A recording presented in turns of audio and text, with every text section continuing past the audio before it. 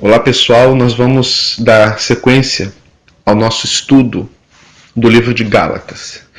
Hoje é o capítulo 3. Então Paulo começa já esse capítulo dizendo assim, olha: ó Gálatas insensatos. Veja que ele já começa repreendendo, chamando a atenção dos Gálatas pela sua falta de senso, né? Quem vos enfeitiçou? Olha só.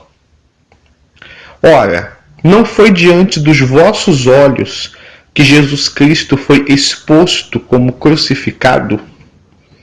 Essa palavra, né, exposto, no original, é a mesma palavra usada para falar a respeito daquela serpente de bronze que Moisés ele suspendeu, levantou, né, para que o povo de Israel, quando foi picado pelas serpentes, estava morrendo. Então quem olhasse para aquela serpente de bronze que Moisés ergueu, que estava pendurada, né? Então as pessoas eram saradas, eram curadas na hora. E elas não morriam mais. Então é a mesma palavra que ele usou para dizer a respeito do Senhor Jesus, né? Que foi pendurado na cruz. E todos nós que olhamos para Cristo, para o sacrifício de Cristo, foi isso que ele quis dizer com essa palavra, nós também somos sarados, somos curados, somos libertos, somos salvos, né? Quero tão somente que me respondais. Então ele faz uma pergunta. Foi por intermédio da prática da lei que recebeste o Espírito Santo, ou pela fé naquilo que ouvistes? Estais tão enlouquecidos assim, a ponto de, tendo começado pelo Espírito de Deus, estais desejando agora vos aperfeiçoar por meio de mero esforço humano?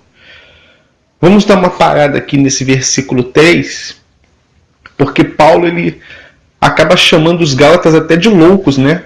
Vocês estão loucos? Vocês começaram tão bem no espírito, né? Sendo pessoas que estão ouvindo a voz do Espírito Santo, começaram no Evangelho da Graça, o Evangelho que eu preguei para vocês, um Evangelho puro, simples, apenas crer no sacrifício de Cristo para ser justificado, para ser salvo. Então vocês começaram bem, começaram nesse espírito. Mas agora vocês estão querendo se aperfeiçoar ou conquistar a sua salvação por meio do esforço humano. O que é isso? Esse esforço humano era seguir as leis, os rituais, as boas obras, a circuncisão. Então é isso que Paulo fala. Porque a gente não precisa fazer nada disso, porque Cristo fez no nosso lugar, né? Quando ele foi crucificado e ele morreu na cruz, ele expirou, a Bíblia fala, e ele usou uma palavra, tetelestai, que quer dizer está paga a dívida. Então ele pagou no nosso lugar, né? Os rituais, tudo que tinha que ser feito, ele fez no nosso lugar. Porque de maneira nenhuma nós poderíamos ser salvos através dessas práticas. Ninguém poderia ser salvo. E mais para frente nós vamos falar a respeito disso. Diz assim, olha: é possível que vos tenha sido inútil sofrer tudo o que sofrestes? Se é que isso foi por nada. Aquele que vos dá o seu Espírito e que realiza milagres entre vós, será que assim procede pelas obras da lei ou por meio da fé com a qual recebestes a palavra? Então aqui Paulo está perguntando o seguinte: Deus faz um milagre porque você está fazendo alguma coisa, porque você está praticando essas obras, né? Ou porque você apenas creu. Como é que acontece o milagre? É porque você está jejuando, está orando, está dando o dízimo, está frequentando um templo, ou porque você, naquele momento, você apenas creu? Então é isso que ele está perguntando. Nós não precisamos, como Paulo diz, né? E nós temos passado isso, transmitido isso. Nós não precisamos mais praticar nenhum tipo de obra, porque Cristo já fez no nosso lugar. Então aqui ele está perguntando, é pelas obras que você recebe o milagre ou é pela fé? Vamos continuar.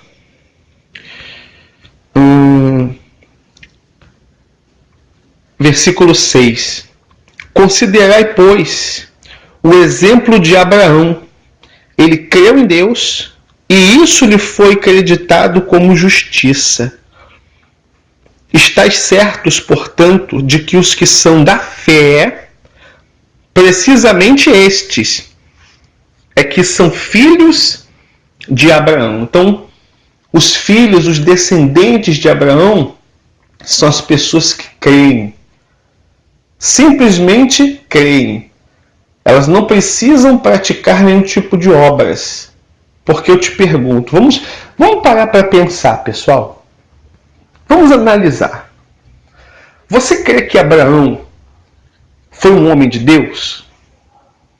Você crê que Abraão foi salvo? Responda aí. Você crê que Abraão era um homem de Deus e que ele foi salvo?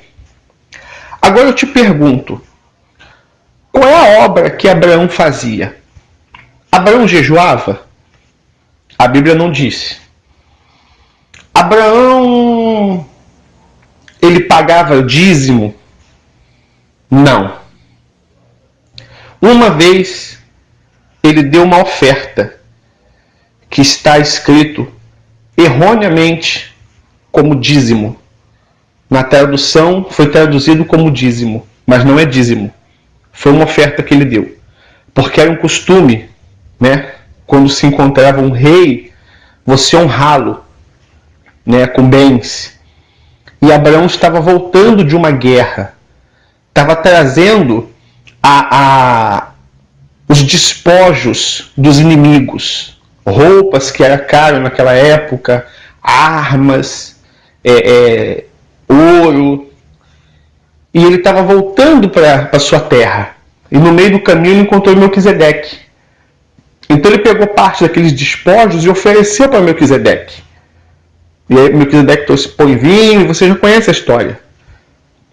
Só que dízimo, pessoal, é daquilo que eu tenho, pelo menos era, do fruto da terra, do fruto do meu trabalho.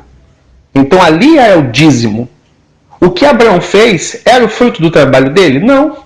Era o fruto da terra? Não era. Aquilo ali foi que ele tomou dos inimigos. Entendeu? O que Abraão tinha, o fruto da terra, os bens de Abraão, estavam em casa. Abraão agora estava vindo de uma guerra. Inclusive não era nem dele aqueles despojos. Era dos soldados dele. Os soldados é que pegaram os despojos. Porque Abraão disse, eu não quero nada desses inimigos. Ele até diz, né, levanta a mão para o céu, né, e não quero nem uma tira de sandália, nada, para não dizer que alguém me enriqueceu. Então Abraão não tinha nada ali. Ele pegou um pouquinho lá, pediu para os soldados um pouquinho daqueles despojos e ofereceu para o rei, para não ficar de mão vazia, para não ter nada para oferecer para o rei. Mas na tradução colocaram que é dízimo, e não é dízimo. O dízimo foi ser instituído bem depois. E o dízimo é o fruto da terra. É aquilo que é meu. São meus bens, são minhas posses. Entende? Então aquilo não era dízimo. Então Abraão não era dizimista. E ainda que aquilo fosse dízimo, foi feito uma única vez. Uma única vez. Pense nisso. Procura outra passagem da Bíblia que diz que Abraão deu dízimo. Não existe. Então, veja só. Abraão não fazia jejum, porque na época dele nem existia isso. Nós vamos fazer um outro estudo e eu vou te falar de onde que vem o jejum. Então, ele não jejuava, ele não era dizimista, Ele não frequentava templo, denominação. Ele não tinha um pastor. Entendeu? Ele não tinha um pastor. Ele não seguia denominação nenhuma. Ele não foi batizado nas águas. E ele era de Deus. E ele foi salvo. Tanto que Jesus disse que os salvos vão para o seio de Abraão. Então todas essas coisas que existem hoje, isso veio depois de Abraão. É o que Paulo está tentando explicar aqui. Que tudo isso, toda essa lei, todas essas ordenanças, todos esses rituais vieram depois de Abraão. A lei veio depois de Abraão. Mas antes disso tudo existir, já havia salvação. E Abraão foi salvo. Por praticar essas coisas da lei? Não. Por praticar essas obras? Não. Apenas porque ele creu. Abraão apenas creu. E isso lhe foi imputado como justiça. Olha só o que Paulo diz. Estais certos, portanto, de que os que são da fé, precisamente esses é que são filhos de Abraão. Está vendo? Então os filhos de Abraão não são aqueles que fazem obras, mas aqueles que apenas creem. Aí diz assim, olha. E a Escritura prevendo, olha só, que Deus iria justificar os não-judeus pela fé, que somos nós não somos judeus, anunciou com antecedência as boas novas a Abraão. Viu? Antes de vir a lei. E o que Deus anunciou? Por teu intermédio, todas as nações, todos os povos que não são judeus, serão abençoados. Desse modo, os que são da fé são abençoados juntamente com Abraão, homem que realmente creu. Viu só? Então nós recebemos essa adoção de filhos de Abraão, quando nós apenas cremos, não precisamos praticar boas obras. O que os mestres, os rabinos judaizantes, que queriam levar o povo para o judaísmo, os fariseus, eles diziam, o que eles pregavam naquela época? Que para a pessoa entrar na linhagem de Abraão, se tornar um descendente de Abraão, a pessoa tinha que ser circuncidado.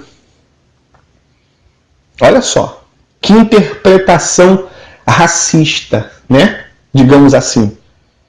Então você só pode se tornar filho de Abraão e herdeiro das promessas se você for circuncidado. E como as pessoas que não eram judeus não são circuncidadas, não têm essa tradição, então a gente não poderia ser filho de Abraão. A gente não poderia alcançar a promessa da salvação que foi prometido à descendência de Abraão.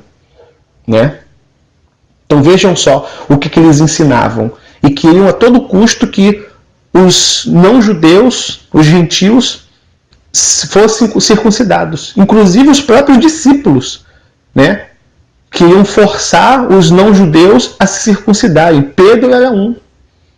Tiago, como a gente viu no capítulo 2, ele era um dos mais, como é que eu posso dizer, mais zelosos com isso, um dos mais agressivos, o que mais queria judaizar as pessoas. Tanto que quando ele chegou lá com os dele, Pedro se escondeu, Pedro se afastou dos não circuncidados, dos gentios, com medo de ser repreendido por Tiago. Então os próprios discípulos já estavam caindo nessa. Então por isso que Paulo envia essa carta exortando aos Gálatas. Aí vamos ao versículo 10. Olha só, isso é muito forte. Pois todos os que são das obras da lei estão debaixo de maldição. Olha só. Todos os que são das obras da lei, ou seja, todos que ainda praticam as coisas da lei, estão debaixo de maldição. Porquanto está escrito: Maldito todo aquele que não persiste em praticar todos os mandamentos escritos no livro da lei. Veja só. É, portanto, evidente que diante de Deus ninguém é capaz, olha só, ninguém é capaz de ser justificado pela lei, pois o justo viverá pela fé. A lei não é fundamentada na fé. Ao contrário, quem praticar esses mandamentos, por eles viverá. Veja só. Eu vou dar uma breve explicação sobre isso aqui que Paulo quis dizer. Ele disse que é impossível alguém ser salvo praticando essas obras da lei. Por quê, pessoal? Pelo seguinte, a pessoa ela tinha que praticar toda a lei de Moisés. Todos os preceitos, se eu não me engano, eram mais de 600 preceitos. Imagine só, mais de 600 preceitos. E se a pessoa ela falhasse em um deles, um só, ela era condenada à morte por todos. Se errasse um, estava errando todos. Então, por isso, ninguém era capaz de cumprir a lei. Agora eu vou te dar exemplos práticos. A senhora que é mãe, teve o seu filho. Eu pergunto, a senhora ofereceu um sacrifício quando teve o seu filho? Pegou lá 2 rolinhas, 2 pombinhas e sacrificou? Não, né? Pois é. Só que a mulher, quando tinha filho, ela tinha que apresentar esse sacrifício. Era uma ordenança. Então, se a senhora não fez isso quando teve seu filho, a senhora está deixando de praticar esse mandamento, essa ordenança. Então, já está errando toda a lei. Você quer outro exemplo? A mulher, quando ela está nos seus dias, a mesma coisa. Primeiro, não poderia nem sair de casa. Teria que ficar recolhida dentro de casa. E quando passasse os seus dias, teria que apresentar um sacrifício. E eu pergunto, a senhora faz isso todos os meses? Não. Então já estaria errando e sendo culpada por todos os outros mandamentos. Então é impossível alguém ser salvo praticando as obras da lei. Então, se eu quero fazer se eu quero seguir um preceito, eu tenho que fazer todos. Porque senão eu vou ser condenado por isso. Você está me compreendendo? Sim ou não? Todos os preceitos, todos os rituais do Antigo Testamento. Vamos ao versículo 13. É por isso que Paulo diz que a lei, ela dá para a morte. A lei, a letra, mata. Ela dá para a morte. É por causa disso. Diz assim, foi Cristo quem nos redimiu da maldição da lei, quando a si próprio se tornou maldição em nosso lugar. Pois como está escrito, maldito todo aquele que for pendurado no madeiro. Isso aconteceu para que a bênção de Abraão chegasse também aos gentios, a nós, em Jesus Cristo, a fim de que recebêssemos a promessa do Espírito Santo pela fé. Caros irmãos, eu vos falarei em termos simplesmente humanos. Assim mesmo, considerando que um testamento seja feito por mãos humanas, ninguém poderá anular depois de haver sido ratificado, nem ao menos lhe acrescentar algo. Desse mesmo modo, as promessas foram feitas a Abraão e ao seu descendente. A Escritura não declara e aos seus descendentes, quer dizer, aos seus filhos, como se referindo a muitos filhos, que Abraão teve. Não. Mas exclusivamente ao seu descendente, um só. E quem era esse descendente? De quem estava falando? Vamos lá. transmitindo a informação de que se trata de uma só pessoa, isto é, de Cristo. Então, ele estava sendo abençoado e essa bênção foi estendida ao descendente, ou seja, a Cristo. E nós somos abençoados por causa de Cristo, por causa do sacrifício que ele fez. Então, quando nós apenas cremos, fé, em Cristo, nós recebemos essa graça, a salvação, sem precisar de praticar as ordenanças. Em outras palavras, a lei que veio 430 anos depois não anula a aliança, aquela promessa previamente estabelecida por Deus, de maneira que venha a invalidar a promessa. Porquanto, se a herança provém da lei, já não depende mais da promessa. Está vendo? Deus, entretanto, outorgou a herança gratuitamente a Abraão por intermédio da promessa. Qual era, então, o propósito da lei? Então, por que a lei foi criada? Ora, a lei foi criada por causa das transgressões, até que viesse o descendente a quem se referia a promessa, e foi promulgada por meio de anjos, pela mão de um mediador. Entretanto, o mediador não representa somente um, mas Deus é um só. Então veja que o propósito da lei ser criada, depois de Abraão, depois dessa promessa da salvação, ela foi criada apenas para colocar ordem no mundo, entre os filhos de Deus. E ela serviu para nos conduzir no caminho até nós chegarmos a Jesus. Então foi por isso que a lei foi criada. Ela não foi criada para nos salvar. Ela foi criada para nos direcionar para Jesus, e através de Jesus é que nós seríamos salvos. Diz assim, olha: sendo assim, pode a lei ser contrária às promessas de Deus? De forma alguma. Pois se tivesse sido outorgada uma lei que pudesse conceder vida, então veja que a lei não é para vida. Com toda certeza, a justiça resultaria da lei. Contudo, a Escritura colocou tudo debaixo do pecado, para que a promessa fosse concedida aos que creem, por meio da fé em Jesus Cristo. Antes que essa fé chegasse, estávamos sob a custódia da lei. Nela, aprisionados. Veja que a lei, ela escraviza, ela aprisiona. É isso que Paulo está dizendo. Você veja que as pessoas, elas vivem escravas, de rituais. Elas vivem escravas nesses lugares, escravas de homens, até que a fé que haveria de vir fosse revelada.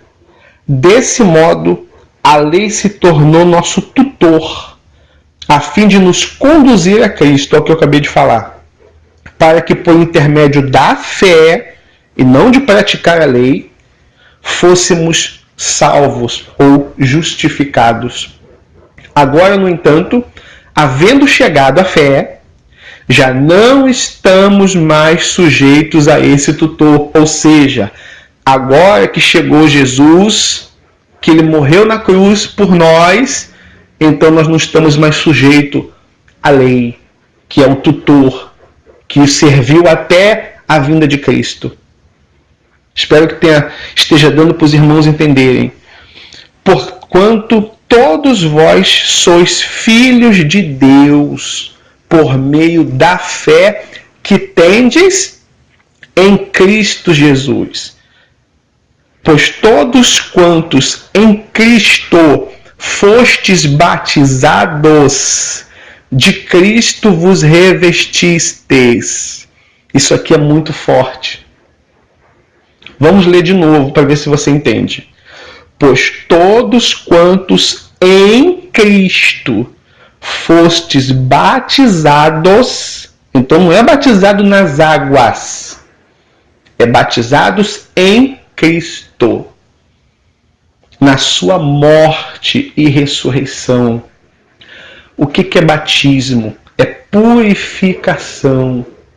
Então todas as pessoas que foram purificadas, não pelas águas de João Batista, mas foram purificadas, lavadas, remidas pelo sangue de Cristo, ou seja, as pessoas que creem que quando Cristo derramou sangue na cruz, traz a elas a salvação, então essas pessoas foram batizadas em Cristo. Então não é mais batismo nas águas, isso foi passado. Hoje nós somos batizados em Cristo, ou seja, no momento que a pessoa crê que Jesus morreu na cruz para salvá-la, que ela aceita Jesus como seu Salvador, nesse momento ela está sendo batizada em Cristo, ela está sendo lavada pelo sangue de Cristo. E diz assim, olha, de Cristo vos revestistes, tá vendo? Então nós somos revestidos por Ele. Não há judeu nem grego, né? Então não existe mais nações. Escravo ou livre, homem ou mulher, porque todos vós sois um em Cristo Jesus. Então todos nós nos tornamos iguais. Não tem mais judeus e não judeus, não. Todos nós podemos ser filhos de Abraão. Todos nós podemos ser filhos de Deus. Todos, todos. Quando ele fala aqui escravos e livres, é porque naquela época havia pessoas que eram escravas, né? E os escravos não tinham valor. Eram pessoas, mas não tinham valor de pessoa, né? Era escravo, era tratado como bicho. Então Paulo está escrevendo naquela época. Então ele diz, ainda que você seja escravo, não existe essa divisão. Escravo e pessoa livre, não. Todos são salvos. Todos são de Deus. E também havia aquela discriminação com as mulheres, né? Havia muita discriminação com a mulher naquela época. Então ele diz, não tem homem nem mulher, todos têm o mesmo direito, todos são iguais. Amém? E diz assim, olha, porque todos vós sois um em Cristo Jesus. E se sois de Cristo, então sois descendência de Abraão e plenos herdeiros de acordo com a promessa. Graças a Deus, somos herdeiros. Herdeiros da salvação pela fé, não pelas obras da lei. Amém? Nós vamos partir agora para o capítulo 4.